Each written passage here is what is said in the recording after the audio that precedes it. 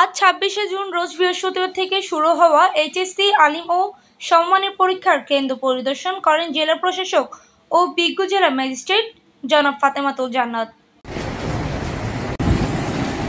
সাথে ছিলেন অতিরিক্ত জেলা প্রশাসক শিক্ষা ও আইসিটি মোহাম্মদ মাহাদুদুর রহমান খন্দকার ও উপজেলা নির্বাহী কর্মকর্তা মুন্সিগঞ্জ সদর মাহবুবুর রহমান। এ সময় জেলা প্রশাসক মহোদয় সরকারি হরগঙ্গা কলেজ ও মুন্সিগঞ্জ সরকারি মহিলা কলেজের কেন্দ্রসমূহ পরিদর্শন করেন এবং কেন্দ্রীয় দায়িত্বপ্রাপ্ত সকলকে বিভিন্ন দিক নির্দেশনা প্রদান করেন। উল্লেখ্য, মুন্সিগঞ্জ জেলার এবছর ২২টি কেন্দ্র ও ৩টি ভেন্যুতে এইচএসসি আলিম ও সমমানের পরীক্ষায় সর্বমোট ৯,৫২২ জন শিক্ষার্থী অংশগ্রহণ করেন। আলহামদুলিল্লাহ, আমাদের পরীক্ষা এইচএসসি পরীক্ষা যেটা আজকে শুরু হলো, সুন্দরভাবে সমস্ত পরীক্ষা অনুষ্ঠিত হচ্ছে।